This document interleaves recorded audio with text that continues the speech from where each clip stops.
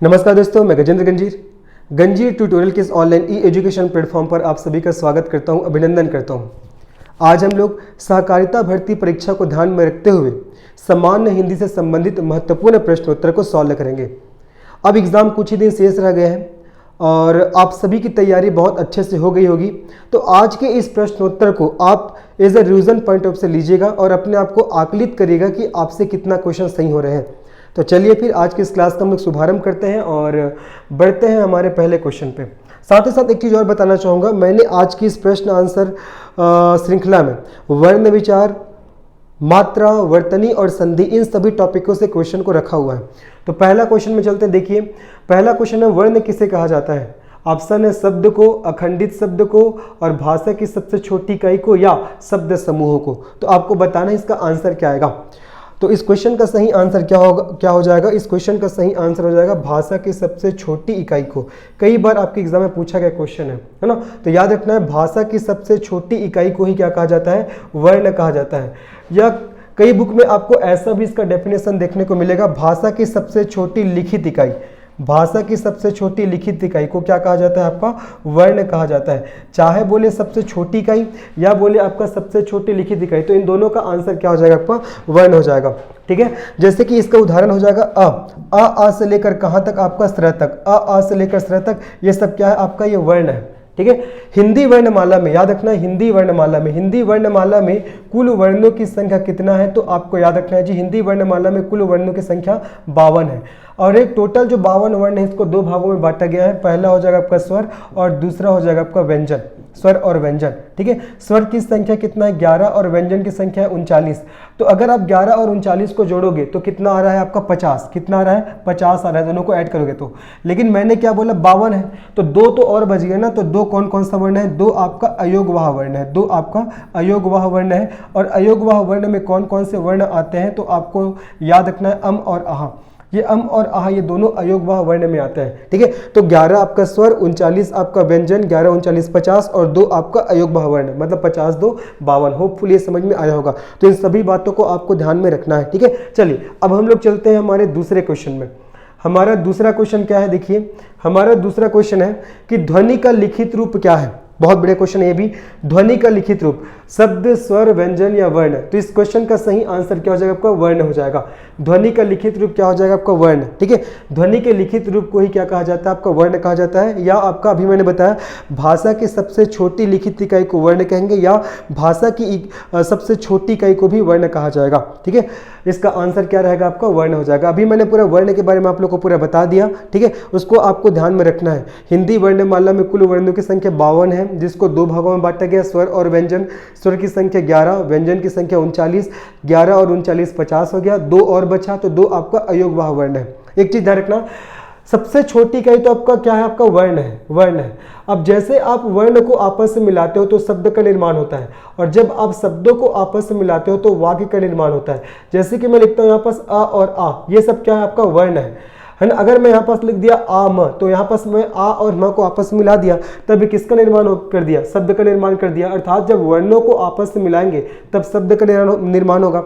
और जब शब्दों को आपस में मिलाएंगे, जैसे मैं लिखता हूँ आम बहुत खट्टा है, आम बहुत खट्टा है, जब मैंने शब्दों को आपस में मिला दिया तब किसका निर्माण हो गया? आपका वाक्य का निर्माण हो गया। तो ये सब आपको ध्यान रखना है। ठीक है, तो इस क्वेश्चन का सही आंसर हो जाएगा आपका वर्ण। और कितनी है संख्या? आपका 52 है, ये भी आपको याद रखना है हिंदी वर्णमाला में। फिर तीसरा क्वेश्चन, हिंदी वर्णमाला में अयोगवाह वर्ण कौन से हैं? अ आ उ ई या अम और आहा। अभी जस्ट मैंने बताया था। तो हिंदी वर्णमाला में अयोगवाह वर्ण कौन कौन से? आपका अम और आहा। ठीक है, ये अम और आहा हिंदी वर्णमाला में अयोगवाह वर्ण के नाम से जाना जाता है। लेकिन अगर संस्कृत की बात करो जी, तो संस्कृत में अम और आहा को स्वर के रूप में शामिल किया गया। संस्कृत में, किसमें? आपका संस्कृत में। लेकिन हमारी हिंदी में इसको अलग से अयोगवाह वर्ण के श्रृंखला में रखा गया है, ये आपको याद रखना है। ठीक है, तो अम और आहा अयोगवाह वर्ण है, ये आपको ध्यान रखना है। उसके बाद नेक्स्ट क्वेश्चन क्या है? देखिए, नेक्स्ट क्वेश्चन है, निम्न में से ह्रस्व स्वर नहीं है। क्वेश्चन पूछा गया निम्न में से ह्रस्व स्वर नहीं है। तो ह्रस्व स्वर किसे कहते हैं? वे स्वर जिसका उच्चारण करते समय अत्यंत कम समय लगता है। और जिसकी केवल एक मात्राएं होती है ह्रस्व स्वर कहलाता है। ठीक है, देखा जाए तो स्वरों को मात्रा और उच्चारण में लगने वाले समय के आधार पर दो प्रकार में हम लोग बांट सकते हैं। पहला हो जाएगा आपका ह्रस्व स्वर, इसी को आपका लघु स्वर या एक मात्रिक स्वर के नाम से भी जानते हैं। ठीक है, और दूसरा हो जाएगा जी आपका दूसरा दीर्घ स्वर, जिसको आपका गुरु स्वर या आपका द्विमात्रिक स्वर के नाम से भी जानते हैं, द्विमात्रिक स्वर। ठीक है, तो क्वेश्चन पूछा है निम्न में से ह्रस्व स्वर नहीं है, तो ह्रस्व स्वर किससे कहेंगे? जिसकी केवल एक मात्रा होगी, एक मात्रिक मतलब एक मात्रा, और जिसका उच्चारण करते समय अत्यंत ह्रस्व समय, लघु समय या कम समय लगता है, इसको हम लोग बोलते हैं ह्रस्व स्वर। तो इसकी संख्या 4 है, इसकी संख्या 4 है। अब ये 4 कौन कौन सा याद रखना है? अ, उसके बाद ई, उसके बाद उ और री, ये चारों किस में आते हैं? ह्रस्व स्वर में आते हैं। अब इसको छोड़कर जितना बचा, टोटल हमारे पास 11 स्वर है हिंदी में कुल 11 स्वर है। 11 स्वर में से आपका 4 स्वर आपका ह्रस्व स्वर हो जाएगा। अब जो बचा कौन कौन सा बचा? बड़ा आ बच गया, बड़ा ई बच गया, बड़ा उ बच गया, ए बच गया, ए बच गया, ओ बच गया और औ बच गया। तो जो बचा ये सब किस में आएगा? आपका दीर्घ, गुरु या द्विमात्रिक स्वर में आएगा। तो क्वेश्चन पूछा गया है निम्न में से आपका ह्रस्व स्वर नहीं है। देखो आपका अ तो है ह्रस्व स्वर, देख लो, आपका उ भी ह्रस्व स्वर है, सही बात है, ई भी ह्रस्व स्वर है, सही बात है, लेकिन जो बड़ा ई ये तो किस में आ जाता है? ये तो आपका दीर्घ स्वर में आ जाता है। तो इसका सही आंसर क्या हो जाएगा? आपका बी ऑप्शन है ना। इस क्वेश्चन का सही आंसर बी ऑप्शन होगा। चलिए अब इसके बाद नेक्स्ट क्वेश्चन में चलते हैं। निम्न में से आपका ह्रस्व स्वर कौन सा है? ये क्वेश्चन थोड़ा सा गलत हो गया है। निम्न में से ह्रस्व स्वर है ना, ये ह्रस्व स्वर है। निम्न में से ह्रस्व स्वर कौन सा है? ऑप्शन है ए, मतलब ए में अ दिया है, बी में ओ, सी में आपका आ और डी में आपका ओ। तो बताना है कौन सा ह्रस्व स्वर है। अभी जस्ट मैंने बताया। ठीक है, तो ह्रस्व स्वर इसमें से कौन सा है? देखो अ तो आपका दीर्घ में चला जाएगा, है ना, आ भी आपका दीर्घ में चला जाएगा, ओ भी आपका दीर्घ में चला जाएगा। तो बचा क्या? अ, तो अ क्या हो जाएगा? आपका ह्रस्व स्वर हो जाएगा। नंबर्स याद रखना, हिंदी में ह्रस्व स्वर की संख्या 4 है ना, और दीर्घ स्वर की संख्या 11, मतलब 7। कितना है? 7। और टोटल नंबर ऑफ स्वर, टोटल नंबर ऑफ वॉवेल्स अगर आपसे पूछेगा तो 11 है। अब ये 11 कौन कौन सा है? यहाँ पास मैं लिख दे रहा हूँ। अ हो जाएगा आपका, आ हो जाएगा, उसके बाद छोटा ई, उसके बाद बड़ा ई, उसके बाद आपका री हो जाएगा, उसके बाद छोटा ऊ, फिर बड़ा ऊ, उसके बाद ए उ और औ। ये टोटल हमारे हिंदी में स्वरों की संख्या है, ये आपको याद रखना है। ठीक है, जिसमें से 4 आपका ह्रस्व स्वर या लघु स्वर है और आपका 7 क्या है? आपका दीर्घ या आपका गुरु स्वर हो जाएगा। नेक्स्ट क्वेश्चन देखो, होठों की स्थिति के आधार पर स्वर कितने प्रकार के होते हैं? 3, 4, 5 और 2। बहुत बढ़िया क्वेश्चन है। तो याद रखना, होठों की स्थिति के आधार पर जो स्वर होता है वो 2 प्रकार का होता है। कितने प्रकार का? 2 प्रकार का, है ना। देखिएगा कौन कौन से 2 प्रकार आपका? पहला हो जाएगा आपका वृत्ताकार स्वर, और दूसरा हो जाएगा आपका अवृत्ताकार स्वर। पहला वृत्ताकार और दूसरा अवृत्ताकार स्वर। नाम से समझ में आ रहा है, वृत्ताकार मतलब क्या? वे स्वर जिसका उच्चारण करते समय ओठ वृत्त की आकृति में खुलेगा, वृत्ताकार स्वर कहलाता है। जैसे कि देखो, अगर आप ऊ का या बड़ा ऊ का और अगर आप ओ का और औ का, इन सभी वर्णों का आप उच्चारण करोगे तो आपका ओठ वृत्त की आकृति में खुलेगा, है ना। और अवृत्ताकार स्वर, देखो टोटल 11 स्वर है, 11 में से आपका 4 वृत्ताकार में आ गया, तो अब जो शेष रह गया वो अवृत्ताकार में जाएगा। तो अवृत्ताकार स्वर में कौन कौन सा आएगा? आपका अ हो जाएगा, आपका आ हो जाएगा, छोटा ई हो जाएगा, बड़ा ई हो जाएगा, आपका री हो जाएगा, ठीक है, उसके बाद ए हो जाएगा और ए हो जाएगा। तो ये सब किस में आ जाएगा? ये आपका अवृत्ताकार में, और वृत्ताकार में उ, ओ और औ, ठीक है। तो याद रखना है, होठों की स्थिति के आधार पर स्वर है, इसके 2 प्रकार होते हैं, वृत्ताकार और आपका अवृत्ताकार। चलिए अब इसके बाद बढ़ते हम लोग नेक्स्ट क्वेश्चन में। हमारा नेक्स्ट क्वेश्चन क्या कर रहा है? देखिए, वर्णमाला में संयुक्त स्वर कौन से है? बहुत बढ़िया क्वेश्चन है। वर्णमाला में संयुक्त स्वर कौन से है? संयुक्त स्वर ऑप्शन है आपका अ और आ, और बी है ए और औ, और सी है ई और ई, और डी है आपका ज और झ। तो बताना है इसका सही आंसर क्या होगा। वर्णमाला में संयुक्त स्वर कौन सा है? देखो, संयुक्त स्वर को एक और नाम से जानते हैं, जिधर रखना, संयुक्त स्वर को, है ना, संयुक्त स्वर को आपका विजातीय स्वर के नाम से भी जानते हैं। विजातीय स्वर मतलब जब असमान जाति के स्वरों को आपस में मिलाया जाता है तब आपका संयुक्त स्वर या विजातीय स्वर का निर्माण होता है। हिंदी में इसकी संख्या 4 है। कौन कौन सा? आपका ए हो जाएगा, आपका ए हो जाएगा, उसके बाद ओ और औ। ये चारों किस में आते हैं? ये आपका संयुक्त स्वर या विजातीय स्वर में आते हैं, है ना। अगर मैं यहाँ पास देखूँ, ए का निर्माण कैसे होगा? ए का निर्माण होता है अ धन ई, अ धन ई को जब जोड़ोगे तब ए का निर्माण होगा, है ना। उसके बाद ए का निर्माण कैसे होगा? ए का, अगर आप अ के साथ ए को जोड़ दोगे तब ए का निर्माण होगा। वैसे ही अगर मैं ओ की बात करूं तो ओ का निर्माण कैसे होगा? जब अ और उ को आप जोड़ोगे तब ओ का निर्माण होगा। और औ का निर्माण कैसे होगा? जब आप अ के साथ ओ को जोड़ दोगे, ठीक है। तो यहाँ पास देखिए, जब असमान जाति के स्वरों को आपस में जोड़ा जा रहा है, देखो यहाँ पास अ और ई को जोड़ा जा रहा है, दोनों असमान जाति के, है ना, तो इसी को क्या बोलेंगे हम लोग? विजातीय स्वर, या इसी को ही संयुक्त स्वर के नाम से भी जानते हैं। तो क्वेश्चन पूछा है कि इनमें से संयुक्त स्वर कौन सा है, तो देख लो आपका कौन सा आ जाएगा? ए और औ, है ना। ए और औ किस में आएगा? आपका संयुक्त स्वर में आ जाएगा। तो ये चारों संयुक्त स्वर में आते हैं, ए और ओ, ये आपको अच्छे से याद रखना है, ठीक है। उसके बाद देखिए नेक्स्ट क्वेश्चन, श श श कौन से व्यंजन कहलाते हैं? कई बार पूछा गया क्वेश्चन है। प्रकंपी, संघर्षी, स्पर्शी या स्पर्श संघर्षी। तो याद रखना जो स, श और श है ये आपका संघर्षी व्यंजन कहलाता है। कैसा व्यंजन कहलाता है? संघर्षी व्यंजन। और इसी को और किस नाम से जानते हैं जी? इसी को आपका ऊष्म व्यंजन, ऊष्म व्यंजन के नाम से भी जाना जाता है। ठीक है, अब ऊष्म व्यंजन या संघर्षी व्यंजन किसे कहेंगे? वे व्यंजन वर्ण जिसको उच्चारण करते समय मुख से गर्म हवा या उष्मा बाहर आता है, उसी को बोलेंगे हम लोग ऊष्म व्यंजन या संघर्षी व्यंजन। मतलब इसका उच्चारण करते समय घर्षण उत्पन्न होता है। ठीक है, इसलिए इसको संघर्षी व्यंजन बोलते हैं। इसकी संख्या हिंदी में 4 है और 4 कौन कौन सा है? आपका शक्कर के साथ, षटकोण के साथ, फिर सरौता के साथ, फिर हलवाई के यहाँ, ये चारों किस में आते हैं? आपका संघर्षी व्यंजन या ऊष्म व्यंजन में आते हैं। ये आपको ध्यान रखना है। ठीक है, तो इस क्वेश्चन का सही आंसर क्या हो जाएगा? इस क्वेश्चन का सही आंसर होगा संघर्षी। एक और क्वेश्चन जो सीजीपीएससी भी पूछ चुका है, ये जो आपका तीनों सा है, हालांकि तीनों सा को हम लोग उच्चारण करेंगे, इसका उच्चारण करेंगे तो एक जैसा लगता है, लेकिन तीनों का उच्चारण अलग अलग स्थान से होता है।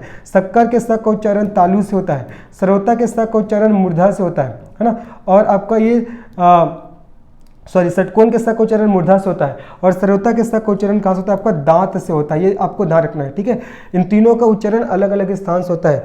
शक्कर के सा का तालु से, षटकोण के सा का मूर्धा से, और सरौता के सा का आपका दांत से होता है। तो याद रखना, ये सीजीपीएससी में ये क्वेश्चन पूछा था कि ये शक्कर के सा का उच्चारण कहाँ से होता है? तो तालु से। आज के बाद आपको ध्यान रखना है, इसको तालव्य सा कहना है, इसको मूर्धन्य सा बोलेंगे, और इसको दंतव्य सा कहेंगे। ठीक है जी, तो इस क्वेश्चन का सही आंसर हो जाएगा आपका संघर्षी।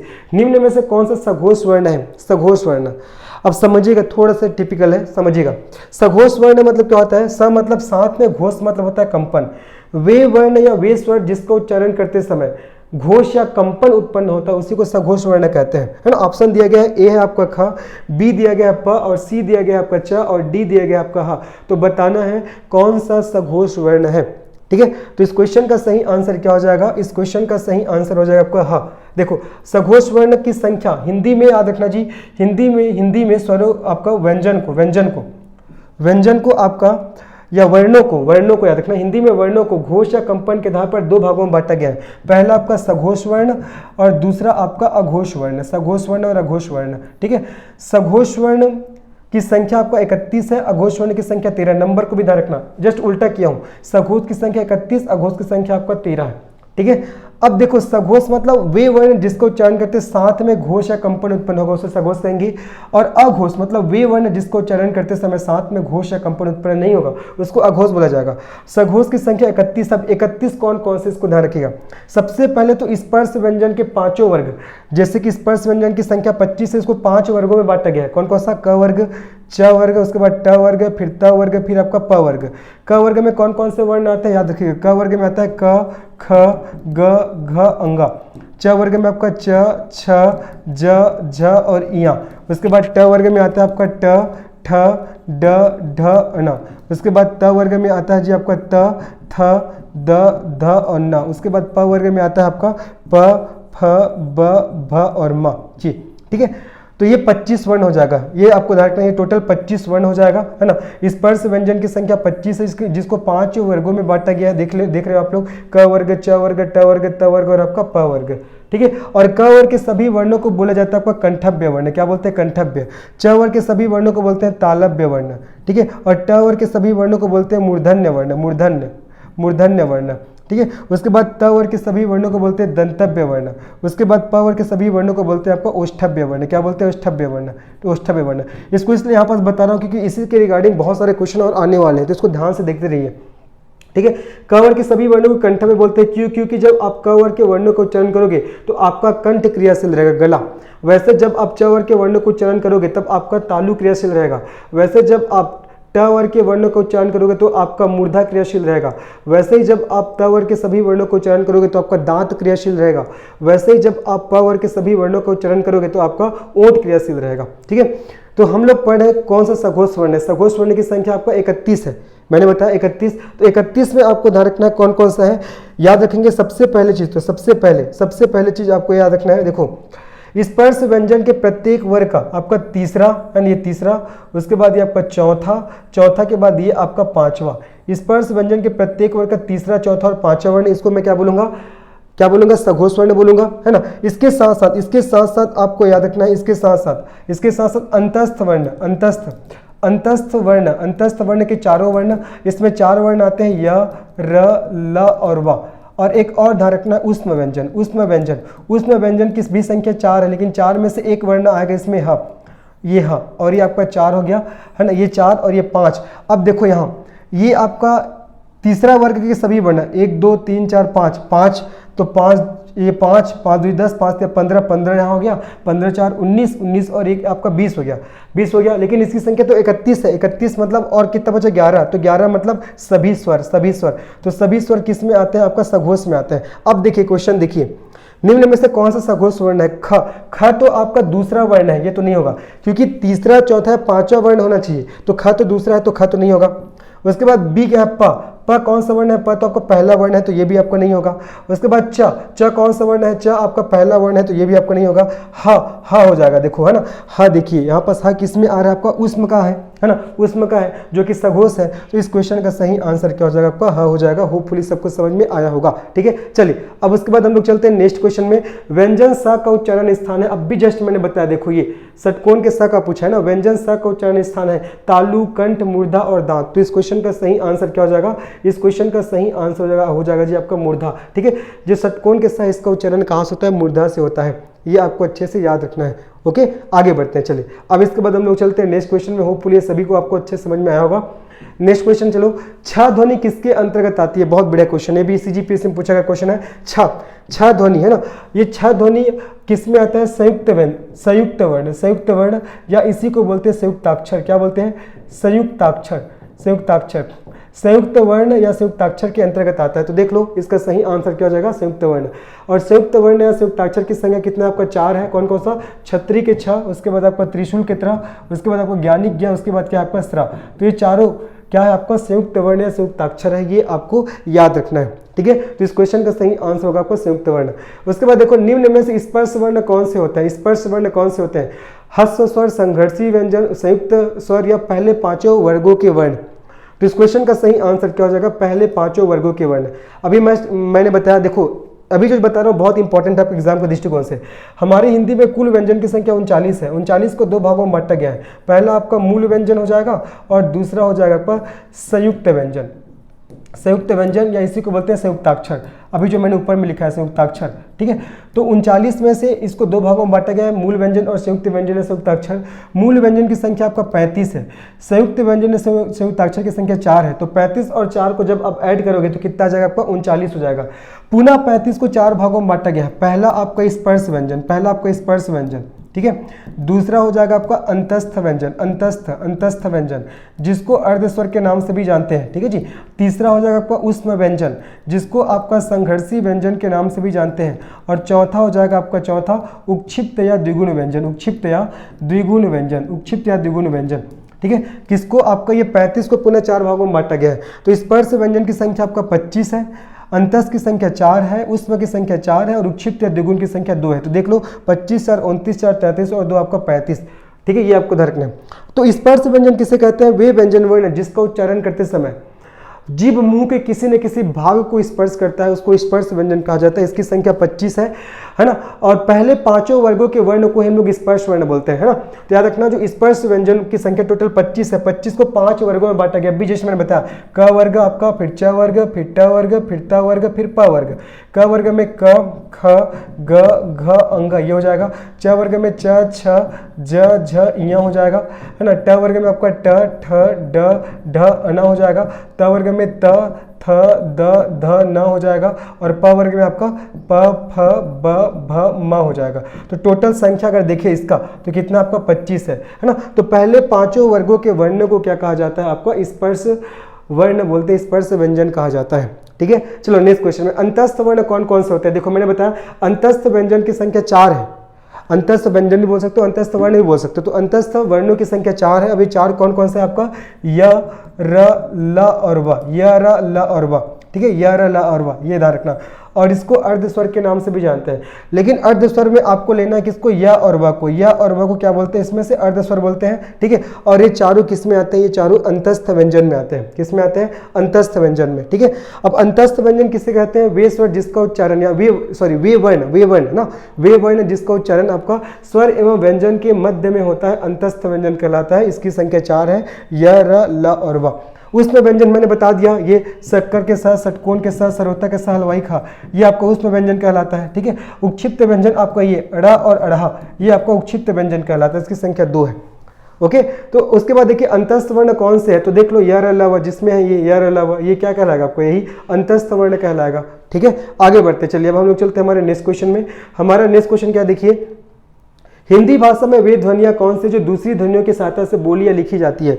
बहुत बढ़िया क्वेश्चन है। ऑप्शन है ए है स्वर, बी है वर्ण, सी है व्यंजन और डी है आपका अक्षर। ठीक है, तो देखो क्वेश्चन पूछा गया है वे ध्वनियां कौन सी है जो दूसरी ध्वनि की सहायता से बोली या लिखी जाती है। तो देखो आपका वर्ण, हिंदी वर्णमाला में, अगर मैं हिंदी वर्णमाला में बात करूं तो वर्णों को 2 भागों में बांटा गया है, आपका स्वर और व्यंजन, स्वर और व्यंजन, स्वर और व्यंजन।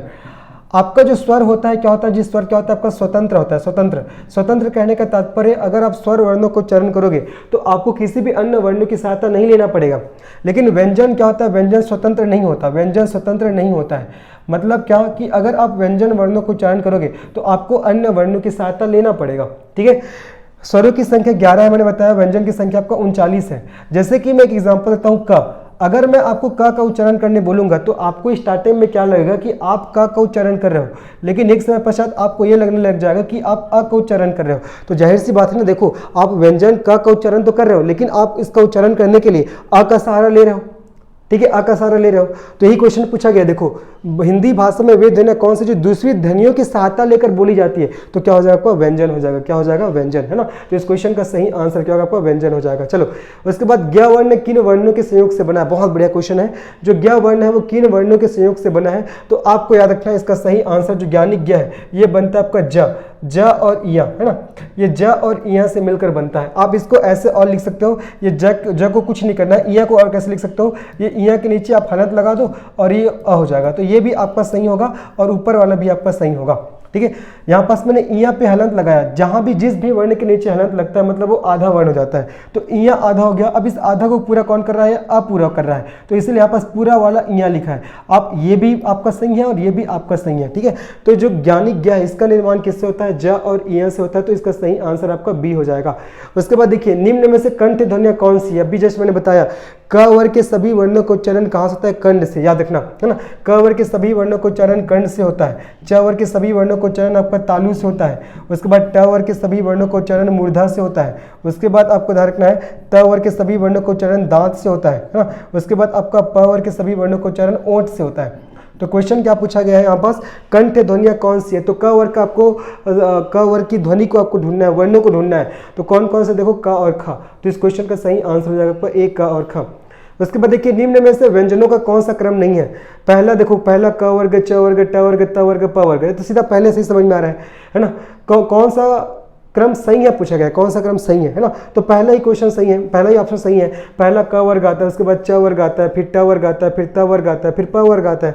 तो पहला ही ऑप्शन क्या हमारा सही है। होपफुली समझ में आ गया होगा। आगे बढ़ते हैं, चलिए नेक्स्ट क्वेश्चन में चलते हैं। हमारा नेक्स्ट क्वेश्चन क्या है, देखिए हिंदी वर्णमाला में संयुक्ताक्षर की संख्या कितनी है। अभी जस्ट मैंने बताया हिंदी वर्णमाला में संयुक्ताक्षर की संख्या कितना आपका 4 है। कौन कौन सा आपका, छत्री के छ, त्रिशूल की तरह, ज्ञानी ज्ञ और स्रा, ये आपका चारों संयुक्ताक्षर है, ये आपको ध्यान रखना है। इसकी संख्या 4 है जी, है ना। तो इस क्वेश्चन का सही आंसर हो जाएगा आपका ग 4। उसके बाद कौन से वर्णों को उच्चारण स्वर और व्यंजन के बीच माना गया है। अगर आपने क्लास को ध्यान से सुना होगा तो इसके बारे में भी मैंने जिक्र किया है।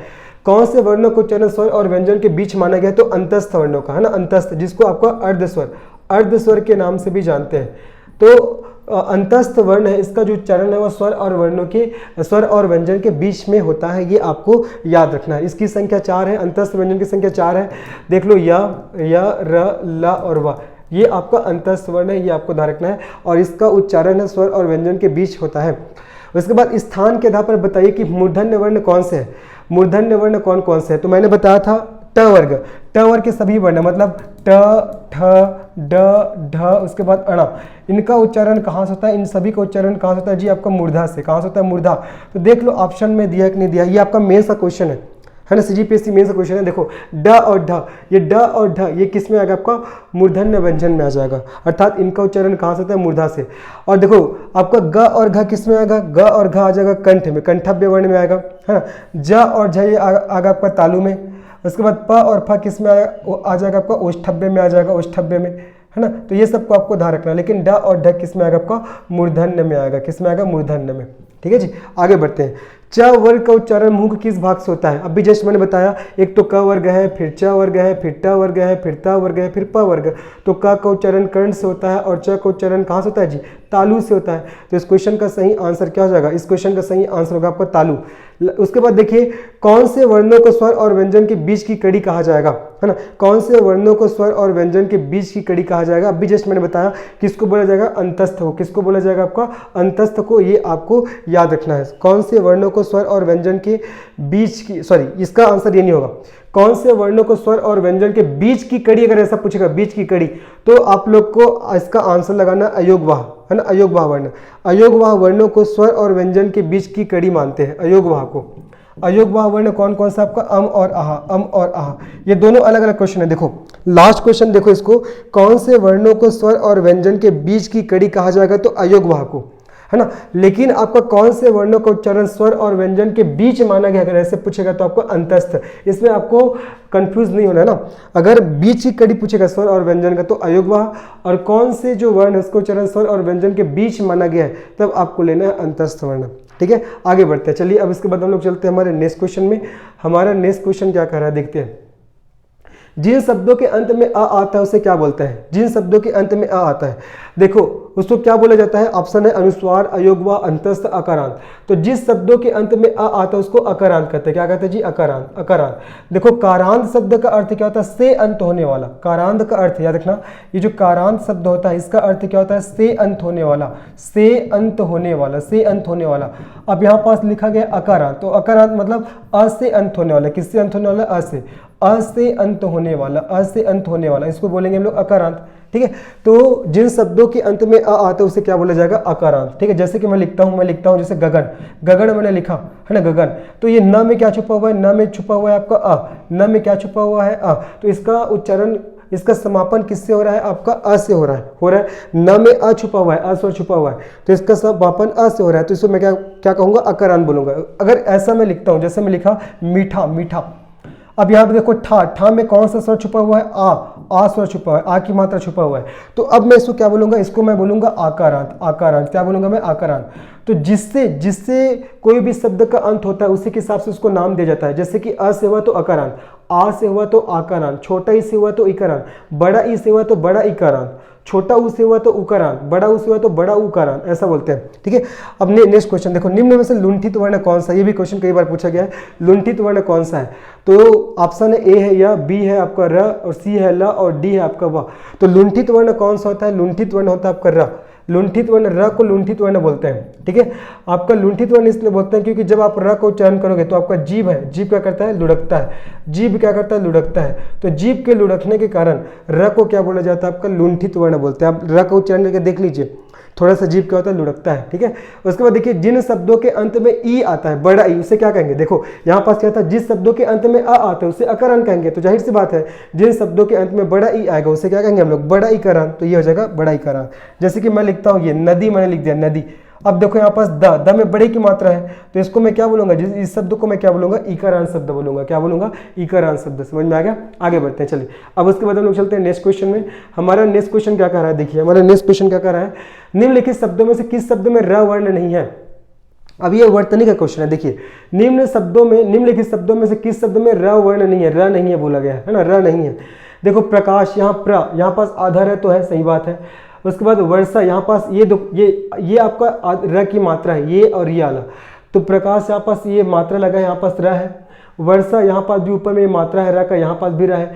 ड्रेस यहाँ पास भी आपका र है ना। लेकिन पृथ्वी यहाँ पास आपका र नहीं है। पृथ्वी, ये अगर मैं पृथ्वी के लिखूँ ऐसा पृथ्वी, तो इसमें री की मात्रा है, यहाँ र की मात्रा नहीं है। इसमें कौन सी मात्रा है, री की मात्रा है। तो इस क्वेश्चन का सही आंसर क्या हो जाएगा आपका, बी ऑप्शन। फिर निम्नलिखित में से किसकी वर्तनी सही नहीं है, बताना है। ढोलक, ये तो बिल्कुल सही है। पढ़ना भी बिल्कुल सही है। ढक्कन भी बिल्कुल सही है। तड़पना लिखा है, एक्चुअल में क्या होता है, ये तड़पना होता है, ऐसे तड़पना, तड़पना। तब ये आपका सही आंसर हो जाएगा, तड़पना। लेकिन यहाँ पास क्या लिखा है, तड़पना लिखा है, तो ये आपका वर्तनी सही नहीं है, तो यही हमारा आंसर हो जाएगा। फिर उसके बाद देखिए किस शब्द में र का प्रयोग नहीं हुआ है, पुनः र की मात्रा का प्रयोग करके क्वेश्चन पूछा गया है। उग्र यहाँ पास आधा र हुआ है, बिल्कुल सही है। धार्मिक यहाँ पास भी आधा र हुआ है। ड्रेस यहाँ पास भी आधा र हुआ है। लेकिन आवृत्ति यहाँ पास पुनः देखिए यहाँ पास री, ये री की मात्रा है, तो आवृत्ति में आपका र का प्रयोग नहीं हुआ है। किसका प्रयोग नहीं हुआ है? र का प्रयोग, क्योंकि यहाँ पास तो री की मात्रा है। ठीक है, तो यही हमारा सही आंसर हो जाएगा। तो ये आपका आवृत्ति में र का प्रयोग नहीं हुआ है।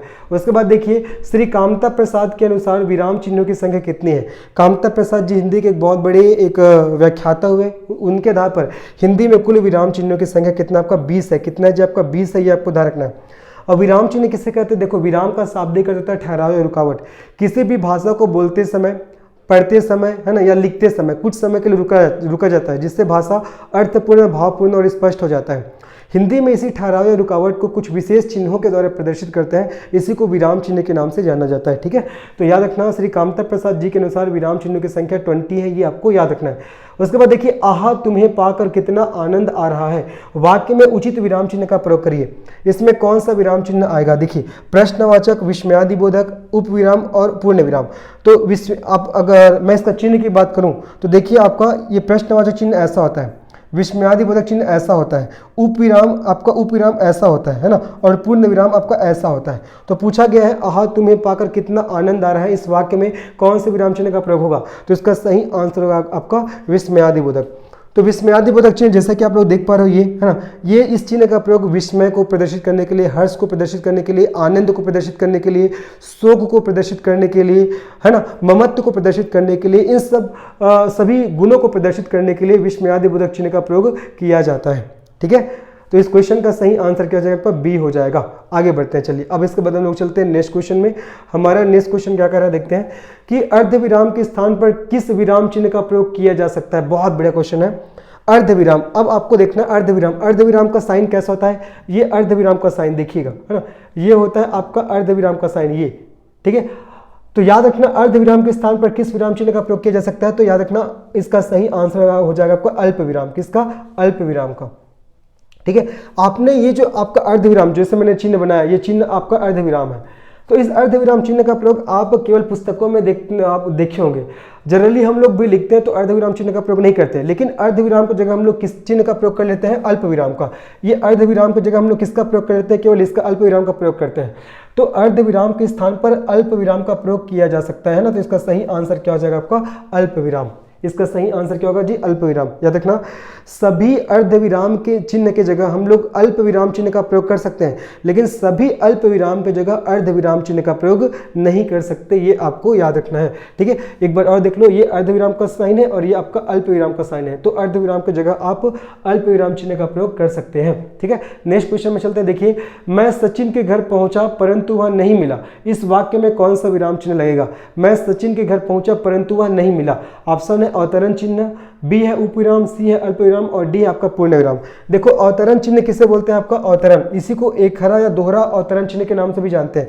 आपने देखा होगा ऐसा, इसको बोलते हैं आपका अवतरण चिन्ह। ये उपविराम कैसा होता है? उपविराम ये होता है, अभी जस्ट मैंने बताया, है ना। अल्प विराम कैसा होता है? ये आपका अल्प विराम है। पूर्ण विराम ये हो जाएगा। ठीक है, तो क्वेश्चन है मैं सचिन के घर पहुंचा परंतु वह नहीं मिला, इस वाक्य में कौन सा विराम चिन्ह लगेगा? देखो कुछ शब्द होते हैं जैसे क्या देखना, परंतु, परंतु हो जाएगा आपका, किंतु हो जाएगा, है ना, उसके बाद लेकिन हो गया, उसके बाद इससे हो गया, इससे, इससे के बाद इसलिए, इसलिए, है ना। इन सभी शब्दों के तुरंत पहले किसका प्रयोग किया जाता है? आपका अल्प विराम चिन्ह का। तो यहाँ पर देखिए मैं सचिन के घर पहुंचा परंतु, तो परंतु शब्द आया है, तो परंतु के जस्ट पहले किसका प्रयोग करेंगे? हम लोग अल्प विराम चिन्ह का प्रयोग करेंगे। ठीक है, तो इस क्वेश्चन का सही आंसर क्या हो जाएगा? आपका अल्प विराम। तो परंतु, किंतु, लेकिन, इससे, इसलिए, इन सभी शब्दों के तुरंत पहले अल्प विराम चिन्ह का प्रयोग किया जाता है, तो इसका सही आंसर क्या हो जाएगा? आपका अल्प विराम हो जाएगा। प्रभु मेरा कल्याण करो, वाक्य में उचित विराम चिन्ह का प्रयोग करिए। देखो ये आपका ए है विस्मयादिबोधक चिन्ह है, बी आपका अर्धविराम चिन्ह है, सी आपका ये आपका उपविराम चिन्ह है और डी आपका ये समासिक चिन्ह है ना। ये जो चिन्ह है इसको बोलते हैं विस्मयादिबोधक, ये जो चिन्ह दिया है इसको बोलते हैं अर्धविराम। उसके बाद क्या दिया है आपका ये इसको बोलते हैं उपविराम। उसके बाद क्या दिया है ये, इसको बोलते हैं समासिक या योजक चिन्ह।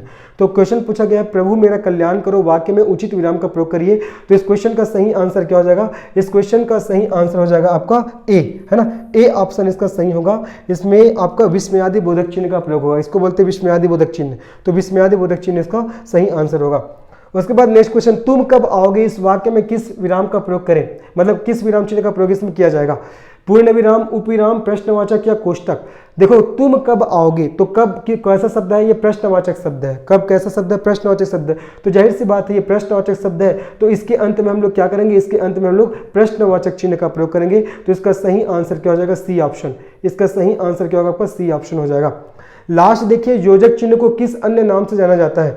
योजक चिन्ह को किस अन्य नाम से जानते हैं, समासिक चिन्ह, कोष्टक चिन्ह, अवतरण चिन्ह या इनमें से कोई नहीं। तो इस क्वेश्चन का सही आंसर क्या होगा जी, योजक चिन्ह को समासिक चिन्ह के नाम से जानते हैं।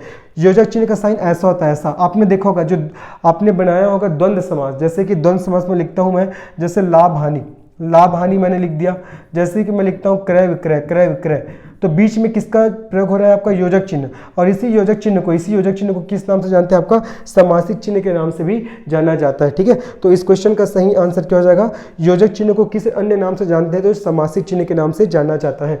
नेक्स्ट क्वेश्चन में चलते हैं जी। हमारा नेक्स्ट क्वेश्चन क्या देखते हैं, देखिए शोक व्यक्त करने के लिए किस चिन्ह का प्रयोग करेंगे, बहुत इंपॉर्टेंट है। आपका हर्ष हो गया, शोक हो गया, उल्लास हो गया, विस्मय हो गया, घृणा हो गया, इन सभी भावों को प्रदर्शित करने के लिए किसका प्रयोग किया जाता है, इन सभी भावों को प्रदर्शित करने के लिए विस्मयादि बोधक चिन्ह का प्रयोग करेंगे। ठीक है, और इसका साइन ऐसा होता है, विस्मयादि बोधक चिन्ह का साइन ऐसा होता है। ठीक है, तो इस क्वेश्चन का सही आंसर हो जाएगा आपका विस्मयादि बोधक चिन्ह। फिर हंस पद किस विराम चिन्ह का और नाम है, बहुत इंपॉर्टेंट क्वेश्चन, बहुत ज्यादा। हंस पद किस विराम चिन्ह का नाम है, ए है लोप विराम, बी है अल्प विराम, सी पूर्ण विराम और डी आपका त्रुटि विराम। तो इस क्वेश्चन का सही आंसर क्या होगा आपका, त्रुटि विराम चिन्ह।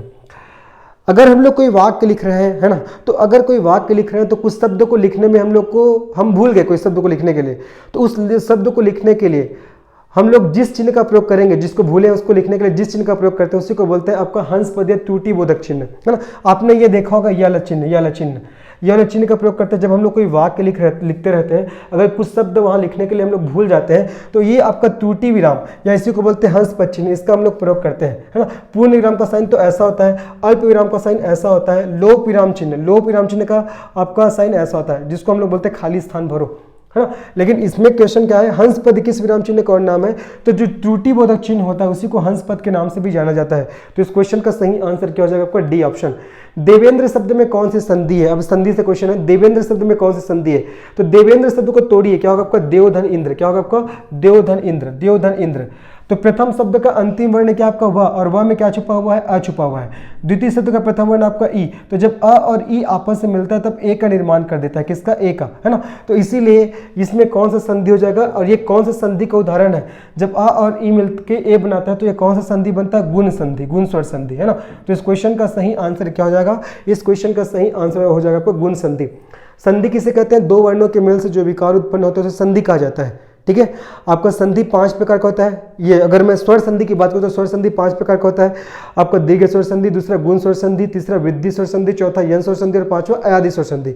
लेकिन नॉर्मल पूछेगा संधि कितने प्रकार का, तो 3 प्रकार बताना है, स्वर, व्यंजन और विसर्ग। लेकिन जब स्वर संधि पूछेगा तो वो 5 प्रकार का होता है। ठीक है, नेक्स्ट क्वेश्चन, सदैव। सदैव शब्द में कौन सी संधि, देखो सदैव को तोड़िए, सदा धन क्या होगा, सदा धन एव, सदा धन एव हो जाएगा सदैव को तोड़ोगे तो, है ना। यहाँ देखो प्रथम शब्द का अंतिम वर्ण दा है, दा में क्या छुपा हुआ है, आ स्वर छुपा हुआ है, और द्वितीय शब्द का प्रथम वर्ण क्या है आपका ए, तो जब आ और ए आपस में मिलता है तब ए का निर्माण करता है। ठीक है, और ये रूल किस में आता है, ये आपका वृद्धि स्वर संधि का रूल है। ठीक है, वृद्धि स्वर संधि, वृद्धि स्वर संधि का रूल है। तो इस क्वेश्चन का सही आंसर क्या होगा, सदैव शब्द में कौन सी संधि है, तो आपका इसका सही आंसर होगा आपका वृद्धि स्वर संधि। कौन सी संधि, वृद्धि स्वर संधि। याद रखना जी, अगर मैं बताऊं दीर्घ स्वर संधि, दीर्घ स्वर संधि में कौन कौन सा रिजल्ट मिलता है, बड़ा आ, बड़ा ई, आपका बड़ा ऊ। उसके बाद गुण स्वर संधि में कौन सा रिजल्ट मिलता है, आपको ध्यान रखना है, ए ओ और अर, ए ओ और अर। और अगर आपको उससे पूछेगा वृद्धि स्वर संधि में कौन सा रिजल्ट मिलता है, तो बताना आपको ए और आपका ओ, ए और ओ। ठीक है, ए और ओ हमको रिजल्ट मिलता है। मतलब कहने का तात्पर्य देखो, गुण स्वर संधि में अगर शब्दों के बीच में अगर आपको ए ओ या अर ये दिखने को मिल गया तो कौन सा संधि आपको, गुण स्वर संधि। देख लो यहाँ पास ए की मात्रा देखने को मिला आपको, देवेंद्र, बीच में शब्दों के बीच में ए की मात्रा, तो ये क्या होगा आपका गुण स्वर संधि हो जाएगा। यहाँ सदैव, यहाँ शब्दों के बीच में आपको ए की मात्रा देखने को मिला है, ए की मात्रा, तो कौन सा आपका संधि होगा, ये आपका वृद्धि स्वर संधि हो जाएगा। ठीक है, आगे बढ़ते हैं नेक्स्ट क्वेश्चन में। अत्यधिक शब्द में कौन सी संधि है? अयादि संधि, यन संधि, वृद्धि संधि और गुण संधि। तो इस क्वेश्चन का सही आंसर क्या हो जाएगा? अत्यधिक में आपका अयादि संधि हो जाएगा। ठीक है, अत्यधिक सॉरी यन संधि हो जाएगा। ठीक है, अत्यधिक शब्द का अगर आप संधि विच्छेद करोगे तो कैसा होगा आपका? अति धन अधिक। क्या होगा आपका? अति धन अधिक, अति धन अधिक। देखो यन स्वर संधि पहचानोगे कैसे? यन स्वर संधि में क्या आएगा? शब्दों के बीच में आपका या और वा आएगा, या तो वा आएगा, और इसके तुरंत पहले क्या आता है आपका? आधा वर्ण। इसके तुरंत पहले क्या आता है आपका? आधा वर्ण। पहचानने का तरीका बता रहा हूं आप लोग को। शब्दों के बीच में या और वा आएगा और उसके तुरंत पहले आधा वर्ण आएगा। जैसे कि देखो यहाँ पास अत्यधिक, बीच में या आ रहा है लेकिन इसके तुरंत पहले आधत आया। एक और एग्जाम्पल लिखता हूँ, जैसे मैं लिखता हूँ अत्याचार। मैं क्या लिखता हूँ? अत्याचार, अत्याचार। तो यहाँ पास भी देखो बीच में आपका या आ रहा है और या से पहले आपका ता आ रहा है। ठीक है, अगर वह वाले एग्जांपल तो देखो स्वागत, स्वागत, स्वागत, बीच में वह आ रहा है और वह के तुरंत पहले क्या आ रहा है आपका? सा आ रहा है मतलब आधा सा।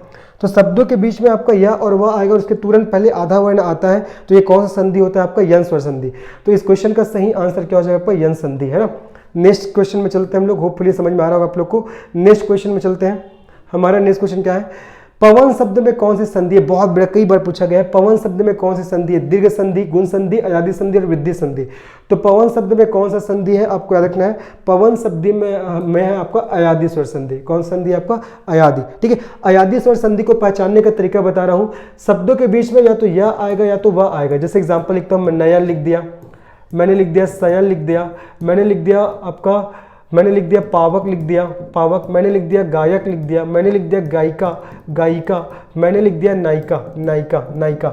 ये सब क्या है? ये सब आपका अयादि स्वर संधि का उदाहरण है। ठीक है, सभी के बीच में देखो या तो वह आ रहा है, नयन बीच में या, सयन बीच में या, पावक बीच में वह, गायक बीच में या, है ना, गायिका बीच में या, यहाँ पर नायिका बीच में या आ रहा है ना। तो जब शब्दों के बीच में या और वह आता है तब वो अयादि स्वर संधि होता है। लेकिन जब शब्दों के बीच में या और वह आए लेकिन उसके तुरंत पहले आधा वर्ण आए तब होता है वो आपका यन स्वर संधि। जैसे कि मैं बताता हूँ एग्जांपल, जैसे कि देखो आपका अत्यधिक, अत्यधिक, यहाँ भी शब्दों के बीच में तो या आ रहा है लेकिन यह के तुरंत पहले क्या आ रहा है आपका? आधा था। तो जब शब्दों के बीच में या और वह आएगा और उसके तुरंत पहले आधा वर्ण आएगा तब वो हो जाएगा आपका यन। लेकिन जब शब्दों के बीच में केवल या और वह बस आएगा तो वो होगा आपका अयादि, है ना। नेक्स्ट क्वेश्चन में चलते हैं। रजनी शब्द में कौन सी संधि है? रजनी शब्द, रजनी शब्द को तोड़िए, कैसे टूटेगा? रजनी, रजनी धन क्या होगा आपका? ईस। रजनी धन क्या होगा आपका? ईस। रजनी मतलब होता है आपका रात्रि और ईस मतलब क्या होता है आपका? स्वामी।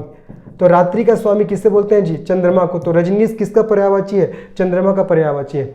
अब देखते हैं इसमें कौन सा संधि होगा। रजनी धन ईस, है ना। तो प्रथम शब्द का अंतिम वर्ण नी है, नी मतलब इसमें ई स्वर छुपा हुआ है, और द्वितीय शब्द का प्रथम वर्ण आपका ई है। तो जब ई और ई आपस में मिलता है तो बड़ा ई का निर्माण होता है, और ये किसके अंतर्गत आता है? तो आपका दीर्घ स्वर संधि के अंतर्गत आता है। तो इस क्वेश्चन का सही आंसर हो जाएगा आपका दीर्घ संधि। ठीक है, उसके बाद पवित्र शब्द, पवित्र शब्द में कौन सी संधि है? पुनः देखिए मैंने क्या बोला था, अयादि स्वर संधि में क्या होता है? शब्दों के बीच में या और वह आता है। तो यहाँ पर देखो पवित्र, बीच में क्या आ रहा है आपका? वह आ रहा है, वह आ रहा है।